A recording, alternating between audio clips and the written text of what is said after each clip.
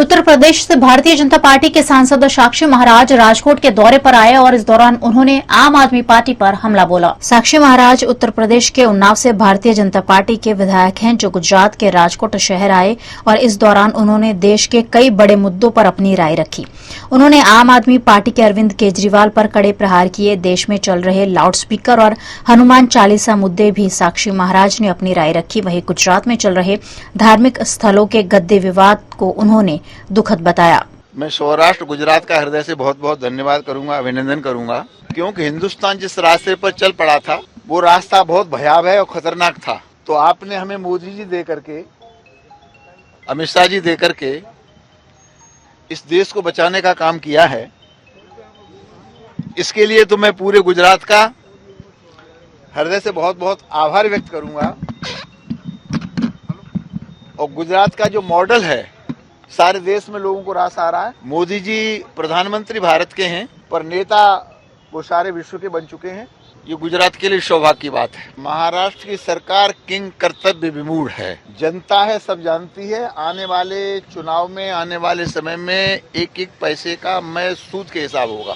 जब अयोध्या का मामला चला था तो ये छाती पीट पीट के कह रहे थे हम ज्यादा कट्टर हिंदू हैं, सबसे पहले हमने किया, हम आगे बढ़े थे। तो बीजेपी से ज्यादा, संघ से भी ज्यादा अपने को कट्टर हिंदू बताने वाले आज उनको हनुमान चालीसा से परहेज हो गया। तुमसे अच्छे तो हमारे योगी जी हैं।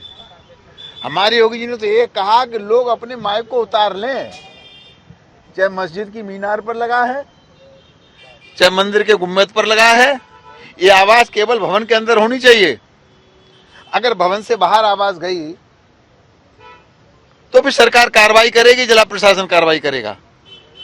और मुझे अपनी उत्तर प्रदेश सरकार का यह निर्णय आपको बताते हुए बहुत ही आनंद का अनुभव हो रहा है कि वहां चाहे हिंदू हो, चाहे मुसलमान हो, चाहे सिख हो, चाहे गिरजाघर वाले लोग हों, स्वेच्छा से सबने अपने अपने माइक को उतारा है और प्रयास किया है कि आवाज केवल उनकी दीवार के अंदर रहे। मुझे लगता है महाराष्ट्र को भी और सारे देश को इससे मीडिया वालों को भी फायदा होने वाला है, पढ़ने वाले बच्चों को फायदा होने वाला है, व्यापारियों को फायदा होने वाला है।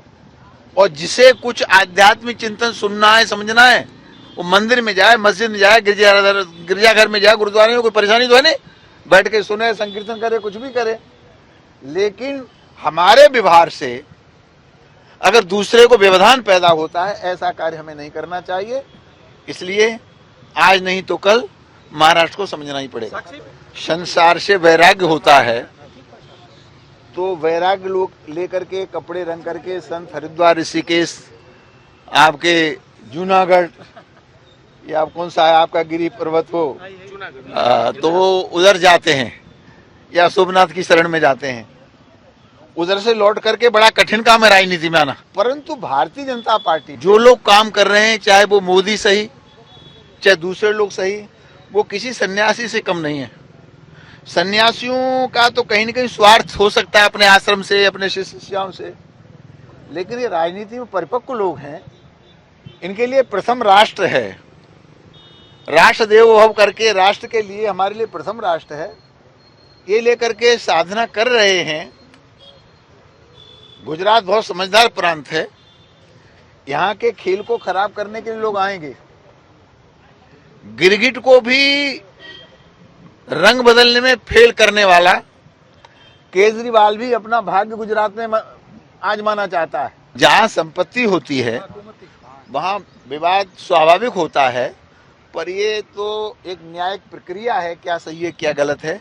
इसमें साक्षी महाराज को कमेंट करने की आवश्यकता नहीं। नहीं, बहुत गलत है, नहीं होना चाहिए। और ये दुर्भाग्य है कि बड़े बड़े मठों में संपत्ति लोग विवाद है, पर दो तरह के विवाद है।